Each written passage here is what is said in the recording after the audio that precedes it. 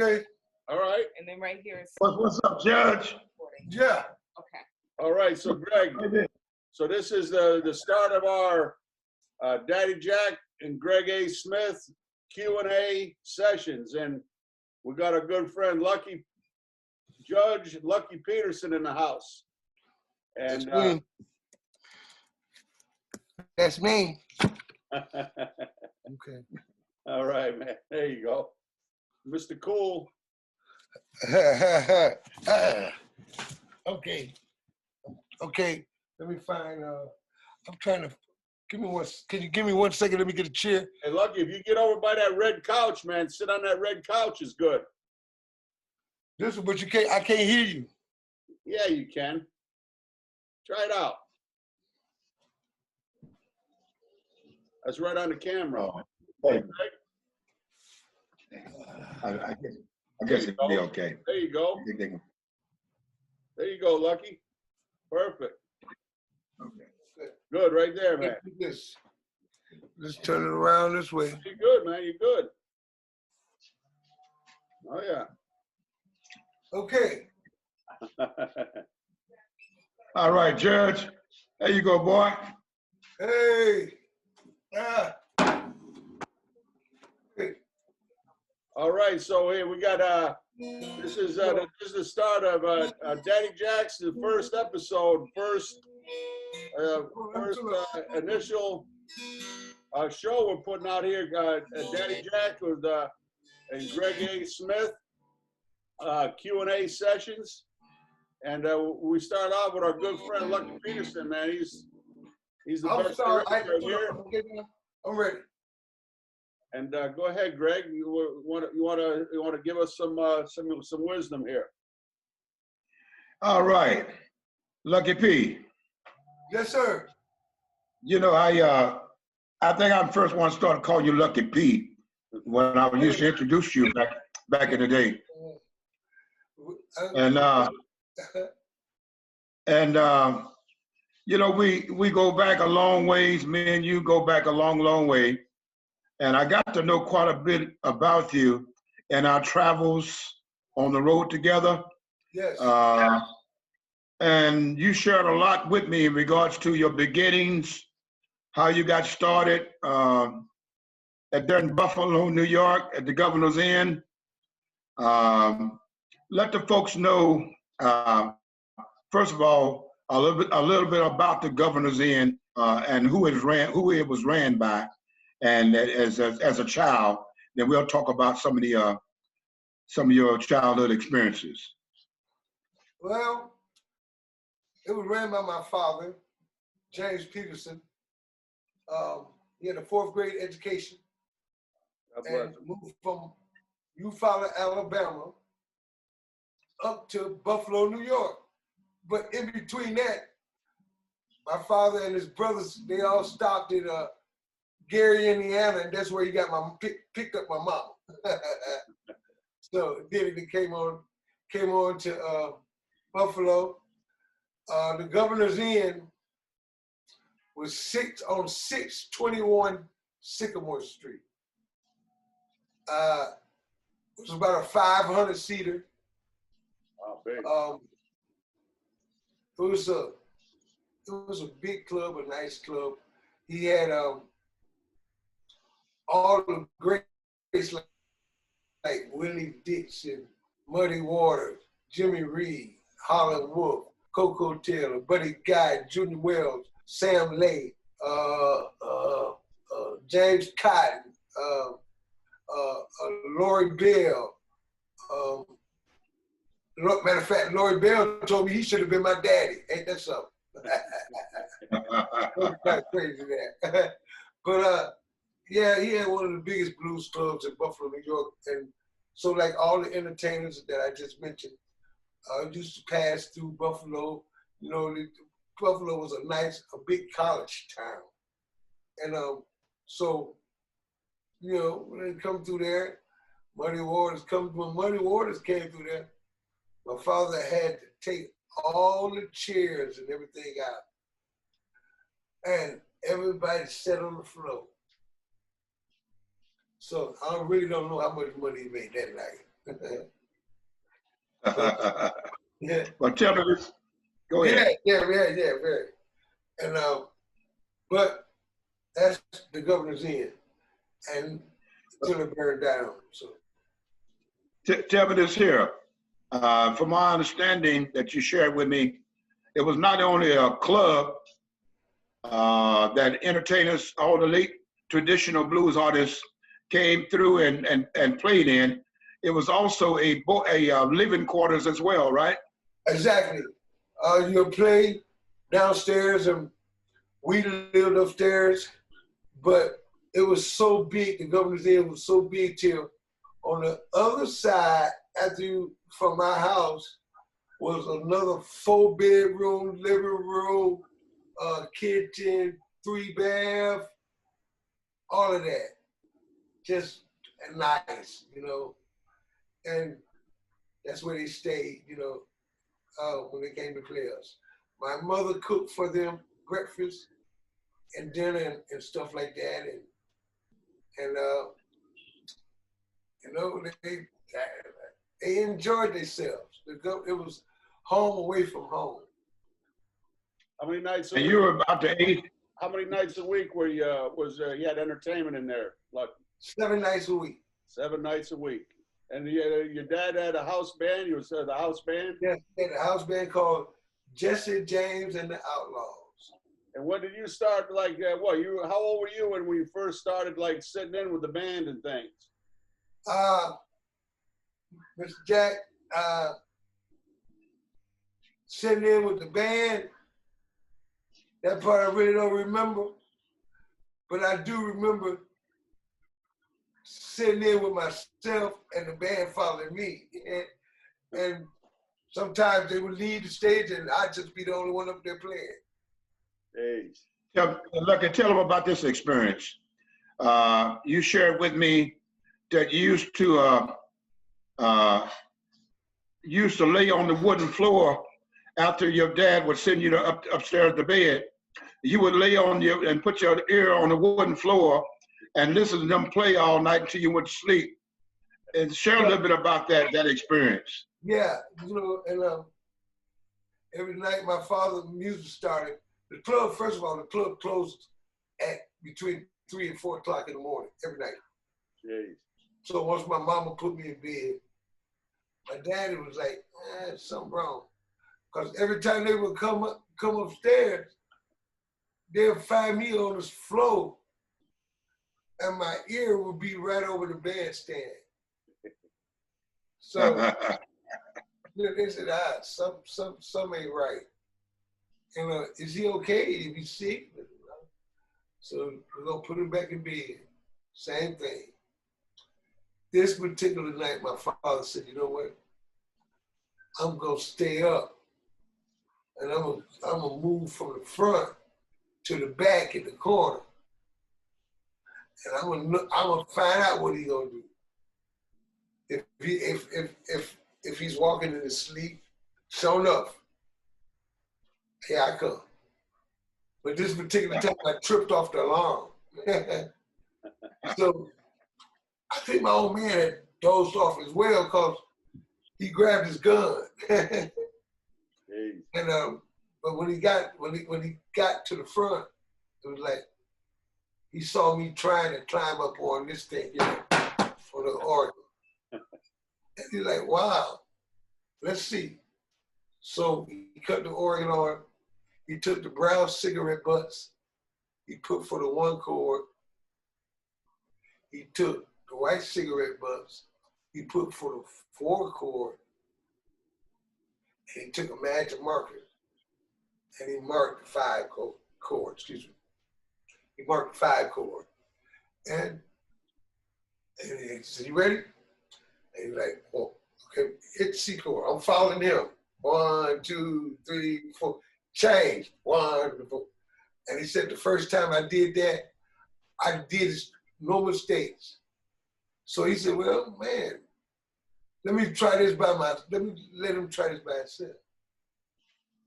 He said, I did it right, but then after that, I started making mistakes. So, he had to tag my hand a little bit. So you do it right. You're gonna do this right. So he said, all of a sudden, I did it right. And I've been doing it right ever since. Well, that's all right. Right, You know, tell the folks, tell us about how old you were when you recorded your first record. My first record, I was 5 years old. And I was with Willie Dixon. And my first LP was called Our Future. No more less than line. No more nickel and dime. No more hustling dope. They had it. No more daddy scrapping. They had it, boy. They had all, and it's basically everything that I'm talking about. It's basically what's going on today. So Yeah. you know, Hey, You know, how'd you get the name Judge? Judge. I'm the fourth judge in the family. Really? Yeah, I'm the fourth one. That's it, just hand it down. Here comes the judge. tell them a little bit about the story about when I think it was 3 little boys. 4 little boys. 4 little boys, yeah. Well, 4 little boys. My daddy had 3 other brothers by my grandmama. Total was 6. But my daddy wrote this song, 4 Little Boys. My daddy, my Uncle Judge, my Uncle Aaron, and my Uncle Austin. And my daddy was 4 months old when my grandmother died. And my grandmother died, she was 22 years old. And the song was like, in the month of March, 1939, Mama called Daddy to the bedside and Mama started crying. She said, I'm 22 years old and my life is going to end. Hard road for you, but your hard road just began. I'm leaving you 4 little boys and your blind mama Sue. So that's what that is. It's a true story about my history. Yeah, that's all right. You know, of course, I got to know your father, James Peterson, quite well as well. And you so much a spitting image of him in so many ways, your personality, your character. Tell the folks, tell us rather, how you, how he kind of exposed you, the method of practicing that he imposed on you to practice. Oh, man.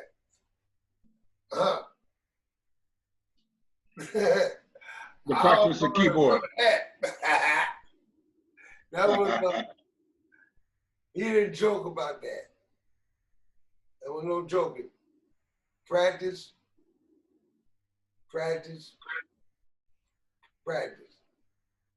And I know when you playing, because I developed this thing and I started doing practicing. Remember the tape recorders, the little cassettes. And I'll take myself and I get off the organ and I run that tape. And once I run that tape, I think he knew, but one particular time I forgot to flip the tape. Okay. And he hollered, man, Lucky, what you in there doing? I didn't answer, I was outside. Oh, I got you. Yeah, so, but. So no more Memorex. No, what?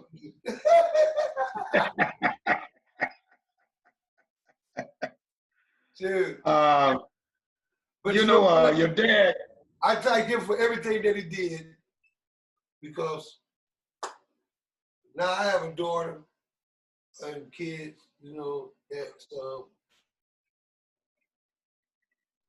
dear to me. I love my, you know what I'm saying? We go through our ups and downs, and she all I got. She the best thing. She the best thing that I did in this world, as far as I'm concerned. Amen to that. You know. Yeah. So. Like we all feel the same way, don't we, Greg? Yeah, we sure do. What you say? We all feel the same way. You know, we're blessed to have our children and our, you know, there's nothing that I look at it the same way. That's my best accomplishment in life. Uh-huh. It's my children and my grandchildren, and to see that what they're doing with their lives, you know, and also to know that we're an inspiration to them. You know, they watch you and what you've done, and that my children watch me. Jack's children have watched him, you know, and so we can be proud to say that we've been an inspiration to our children, and through our blessings and our talents and our gifts. Right. And to see some of them want to step into our footsteps is even more of a powerful thing. Right. Like a couple of my sons are musicians as well, you know. So I'm very proud of that offspring, that spinoff. Right. Like I want to ask you another question. I'm sorry, Jack. Go ahead. Hey, Greg, I'm so thankful that my daughters got to spend time with you and Lucky came up here to Connecticut, and I think they met you down in Texas too. But you know, Greg used to come into Daddy Jack's down in Texas, and when they were little girls. Guys, you Lucky and you are living legends right now. And, repeat that. I'm sorry. I said, you know, my daughters were lucky to have met you and Greg, and you know, to grow up, you know, like you grew up with all the great musicians, and they Yes. got to see you both in Texas and up here, and I'm so thankful for that. I'm thankful that we met. I'm very thankful I met you, Daddy Jack. Oh yeah. I wish you could pass me the pizza through that phone, through the screen. You get one up You here, know, hot out of the oven, Lucky. You had to come up soon and get one hot out of the oven. Yeah, as soon as we get out of this mess that we in, you know. And yeah, we will. We'll go back to work, and you know. Well, Lucky, we how will. about playing us a tune on that guitar? Yeah, okay.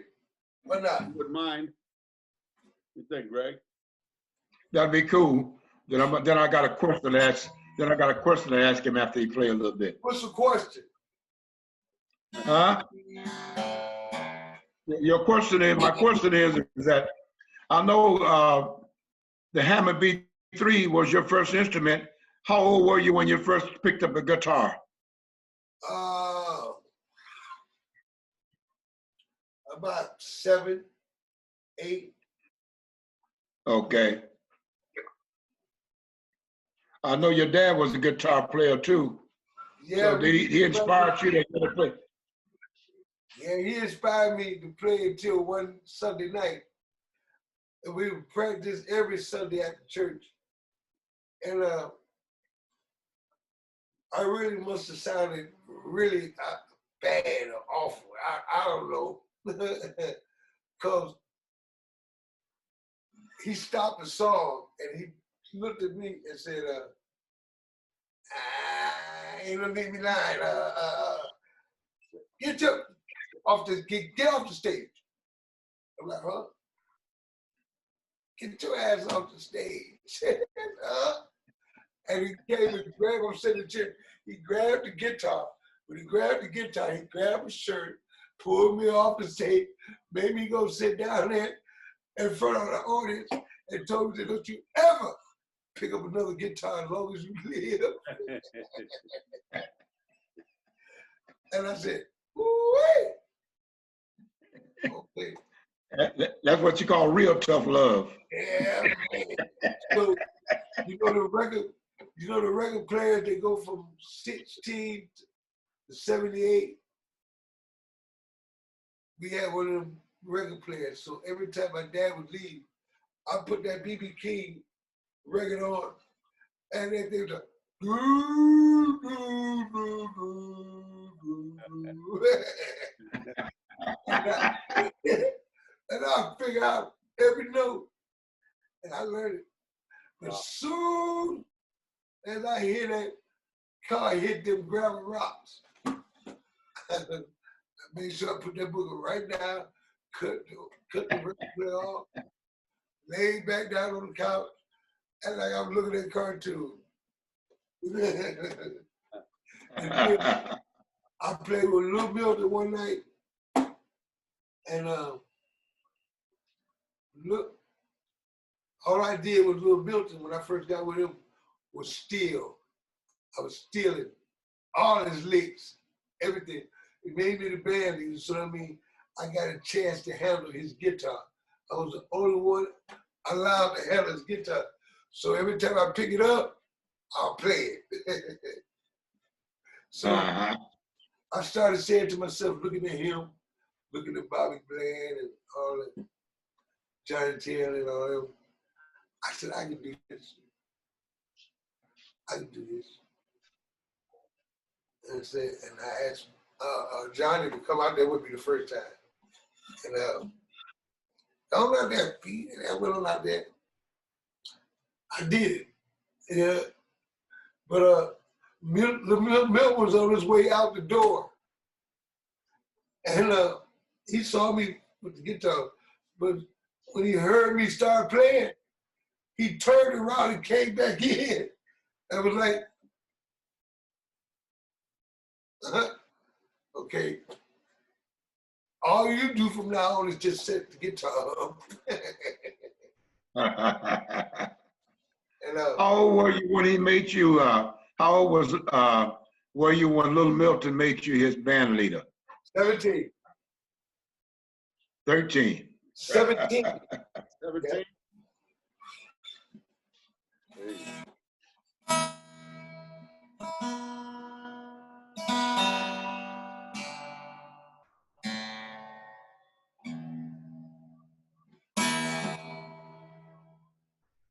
Daddy Jack, what you want to hear? Whatever you're feeling.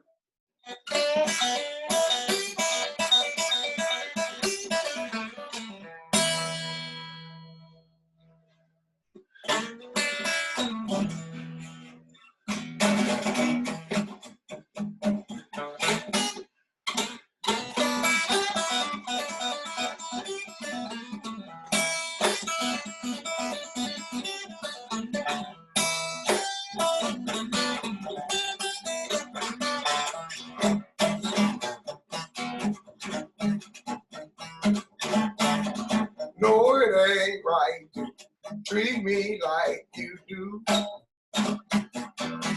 Let's do something different. Let's do this. Can y'all hear me? Yeah. Yeah, I can hear you fine.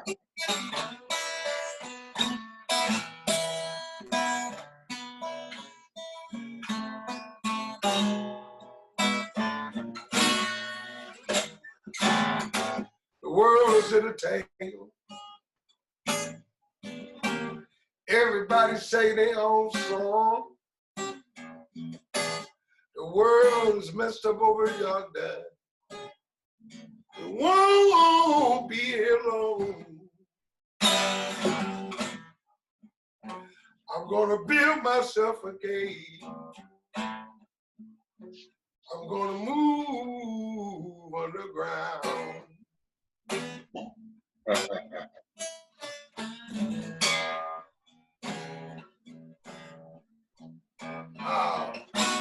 I'm gonna go to the army, darling, 'cause there won't be no more reds hanging around.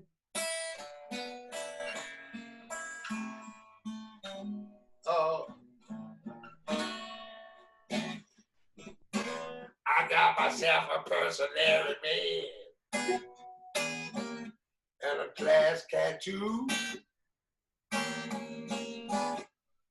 I begin to worry. I don't know know what to do, y'all. I'm gonna build myself a cave. I'm gonna move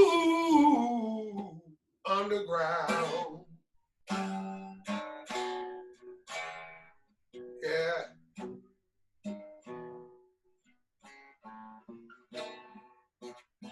I'm gonna go to the army, darling, 'cause there won't be no more reds hanging around. Oh, yeah.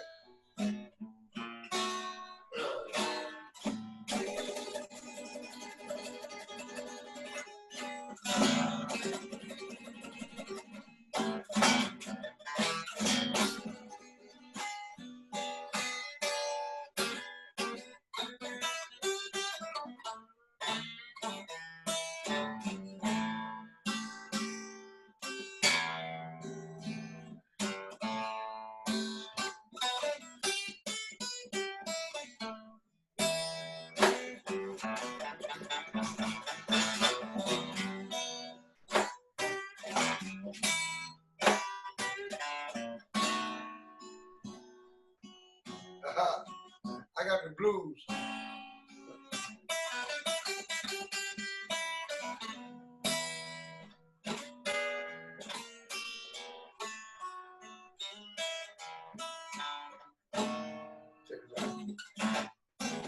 Got myself a personal man. Nice cat too. Say that. Begin to worry. I don't know what to do, y'all. I'm gonna build myself a cave, Daddy Jack. And Gregg, I'm gonna move underground.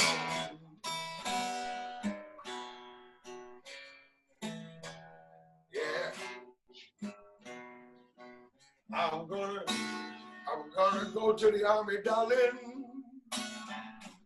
Cause there won't be no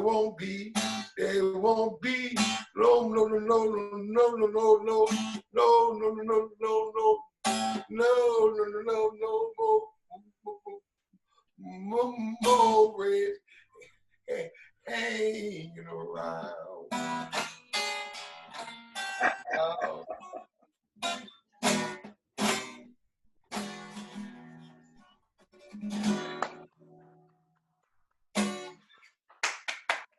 The crowd goes. All right, Doc. Look here. Yes. I know you're an advocate cook. You know you cook pretty good. You know, we used to do a little roadside barbecuing. When we were traveling together, you pull out the hibachi, do a little roadside barbecuing on the side of the road when we got tired of riding. We throw a little something on the grill, and you would grill a little something.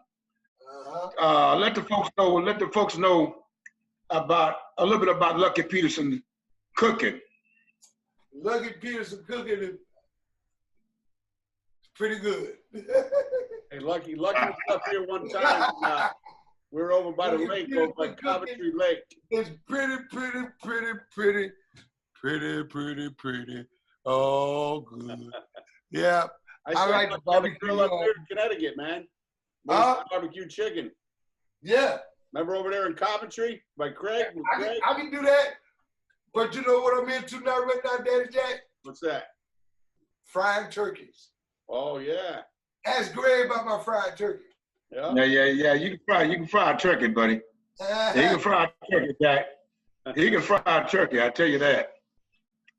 He did me one a couple of years ago. I can still taste that booger. They eat it from the rooty to the tootie. There you go, man. Yeah. But I'm into that. And here lately, since this corona stuff and COVID-19, I like bologna and cheese sandwiches. Hey, getting back to business. Yeah. Nothing wrong and with that. Sardines and crackers. And Oh, that type of Fry good up that stuff. bologna. Remember frying up that bologna? Melt Huh? that cheese over the top, fried bologna. Oh, yes. Yes. Yes. I love it. Hey, Lucky. Hey, Lucky. Yes. I know one thing about you, man. Traveling with you up and down the road, I remember many days, mornings rather, after driving all night. I'd wake up and we'd be parked in front of a McDonald's. In particular, Lucky was driving. Yeah. It was McDonald's. I said, man, don't you eat anything other than McDonald's? Yeah. I like Hey, Jack. Hey, Jack. Yeah. He would buy an extra McDonald's. He would buy an extra Big Mac. He'd eat one. He'd take the other Big Mac and put it in the windshield, so the sun would keep it hot. There you go. Yeah. There you go. You know it.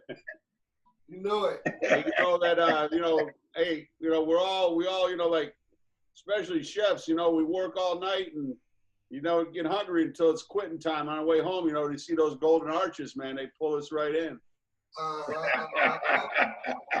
But on the road, they always got clean restrooms, and it's not probably the best burger you can get, but it's consistent. That's the name of the game. Well, Jack, you turned me on to the McDonald's fish sandwich when I was up in Connecticut with you. Oh yeah. Late one night, stopped by there and we picked up some McDonald's fish sandwiches. It was my first time trying that McDonald's fish sandwich. Really good. Hey, I still got me hooked. When I see that 2 for $5, man, they got me hooked. I can't stay away.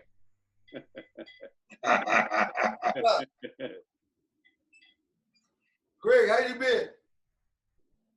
Huh? How have you been? How have you been? I've been fantastic. Been working in my garden, my flower garden. My flowers I got 4 hedge, 3 rose bushes, 5 rose bushes. That's 4 or 5 feet tall, and they all just loaded with roses. And I pick a bundle of roses every day and bring them in to Barbara, put them on the dining room table for her. She loved flowers, and so she loved flowers so much, I wouldn't have made her a flower garden. Wow. Give her fresh flowers every day. Man. Yeah. Listen, my first time seeing you, Lucky, years before you and I met, I remember seeing you on TV. I think I had to be probably about 16 or 17. And you're probably about 8 or 10 years younger than I am. And I said, look at this little kid. I don't know if it was a Ted Mack show or was it Johnny Carson or was it Shindig? Ed Sullivan show. Was it Ed Sullivan? Yeah. Ed Sullivan, yes. I said, look at this kid. I said, look at this kid. I was just blown away, man, that you were doing what you were doing at such a young age. And lo and behold, only the Lord knew that you and I would meet each other, a couple of decades later on in life, and become good friends and tour together, Right. And we are best of friends. Best of friends, my brother. Family all the way. It's a great thing that you and Jack, because, I look at, the 3 of us are certainly a family. And Jack was my first radio sponsor when I first came on with KNON in 1992. He was my first sponsor of my radio show. Daddy Jack's was, and then you and I met probably around along that same time, maybe a little bit before then. And we've all been friends down through the years, man. We're very blessed to be able to do what we're doing right now. Absolutely. Yes, we are. I remember Lucky. I remember hearing Lucky's name around town, and I had Chaplin's restaurant down there. Opened that in '88, so somewhere around 90, maybe 91 or something. And I remember seeing Lucky's name in there with I think you're playing with Joe Jonas. And I saw you with Lance Lopez a couple times, and some things. I'm thinking, man, it's lucky he's got a reputation around him. I'm looking for a guy that's, in his 60s or something. When I first met Lucky, I said, man, this guy here got the reputation, and he's still youthful. It's just crazy, Lucky, how you would have been blessed with an incredible talent and career. But like anything, it boils down to what your dad showed you and he instilled in you, the hard work and to learn your craft. And Gregg, you the same way. It just doesn't happen. Natural ability is one thing, but to perfect your craft, it takes a dedication and it doesn't come easy, but it sure is rewarding when you finally reach it to your accomplishment of being respected by your peers and by so many people around the world that love what you do. So you're fantastically blessed. And I mean, me through the YouTube channel, I'm kind of reaching. I've reached people, across the planet, and as you both have, and just I think we're just really incredibly blessed, and we're at a good point in our life, and we're going through some difficult times, but when this breaks loose, we got some big things on a drawing board for sure. Most definitely, my brother. Part of our friendship is looking out for each other. That's what it's all about. Right. That's what it's all about. That's what it's all about. It's been said that our gifts will make a way for us, and certainly our gifts has made a way for us. It's also made a way for us to be a blessing to a multitude of people as well, because people are inspired by you being a great chef, Jack. Not only you inspire people to enjoy good meals, but you also have taught people, has been inspiration to people in their homes in regards to how to go by preparing a good meal, Right. And also you fed a lot of folks, homeless people, the people that are hungry, by you being in the food business, Right. And I guess we can say the same thing as musicians. We feed people's souls through music. You feed their souls through food. Yeah, amen. And both food and music is healing. Yes. They have a difficult day and they put one of your CDs on the radio, or when I'm up here and I hear your music come over the local radio station, it just touches me deep, especially during these difficult times. It kind of the arts, whatever they be, visual, the music, the food, nature's beauty. It just takes us out of the difficulties that we deal with every day. It's a gift from God. It's certainly a gift from God, and I never have taken it lightly that the fact that the Lord blessed me to be a musician and artist.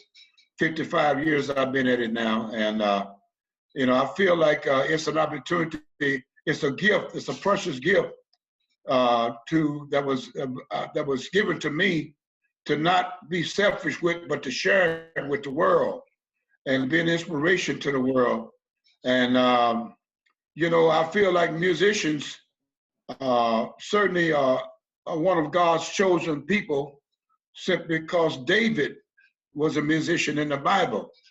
And by us being musicians is certainly a way that breaks down all the barriers around the world, be it racism, discrimination, be it politics, diplomats, or whatever. Right. Music is the greatest diplomat of anything that's put on this earth is music, because it neutralizes and is pure, and there's no color to music.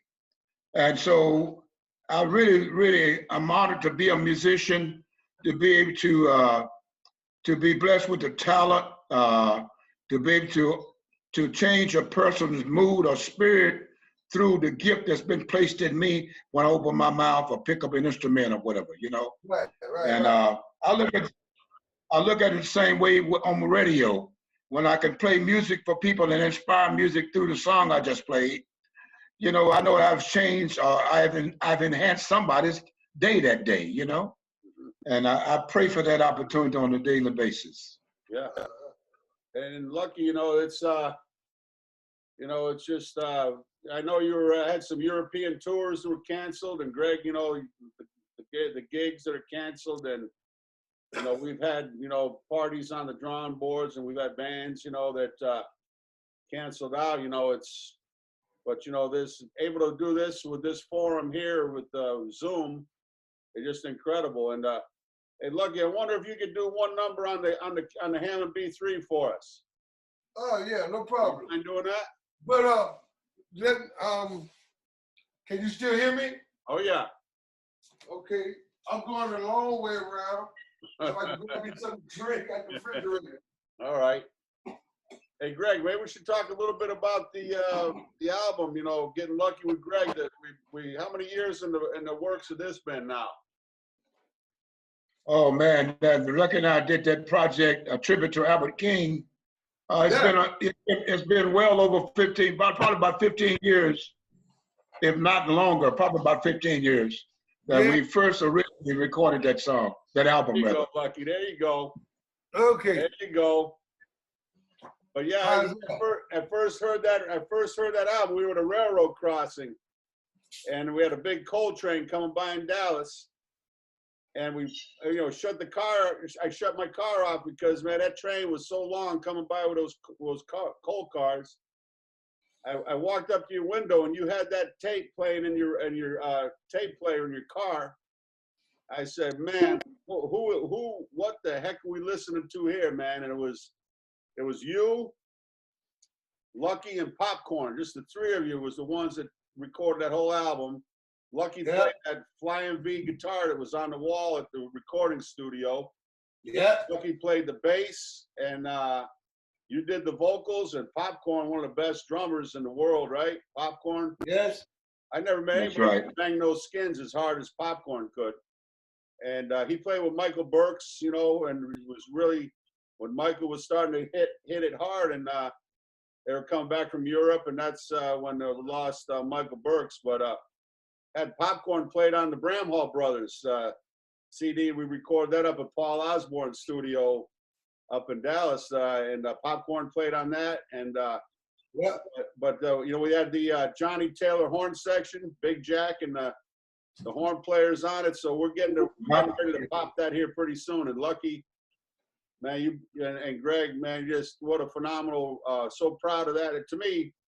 And Gregg is the one that introduced me to Butch Bonner down in South Dallas, Butchie Boy Studios down there, and then that's when I really got to meet Lucky. Lucky played on all the recording sessions we had down there, and you've opened the door. You Gregg and Lucky have opened the doors to me to. My passion is, I wanted to be a musician, and I was a drummer, half-baked drummer when I was a kid, but you guys opened the door to me, man. I can never forgive you. I mean, I never thank you enough for what you've done for me. Well, we family. Hey. Family all the way. We family all the way. Family all the way. That's just the way it is, Daddy Jack. You know it. Well, what you want to hear? How about some like a boogie woogie, some boogie woogie, or some foot thumping gut bucket blues? I'm going up. Huh? I'm going down. I'm going up, down, down, up. Any way you wanna let it roll. Let's do a little bit of that together, Lucky.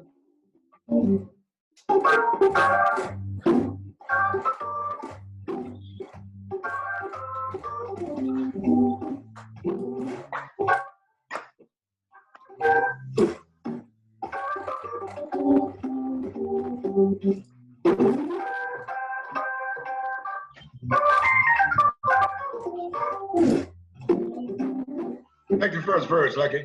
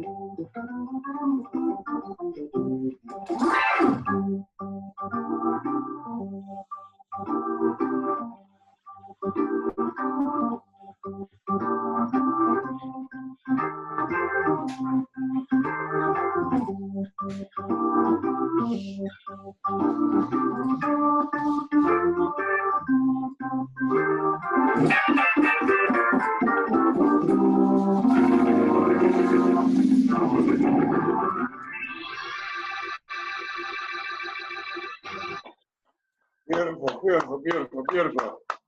Thank you. Well, guys, what do y'all think? Think we got a pretty good one? I think we got a great one. And can we do a quick one on the going out, Greg? You and Lucky singing, playing a little something together? Just a real quick one on the going out. Okay. Every day I have the blues. Every day I have the blues. Key F. Okay.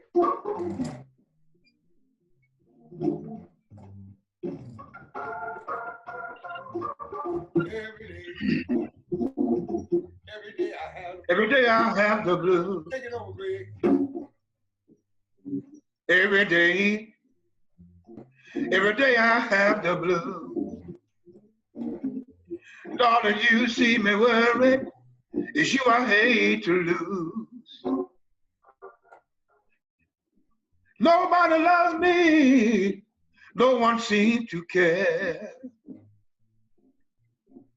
Nobody loves me. No one seems to care. Speak of bad luck and trouble. You know I've had my share. Every day. Every day, every day. Every day. Every day. Every day, every day, y'all. Every day, every day. Every day I have the blues. Let's do it one more time. Look at it. 1, 2, 3. Every day, every day. Every day, every day. Every day, every day. Every day, every day. Every day, every day. Every day, every day. Every day I have the blues. Let's not give him too much now.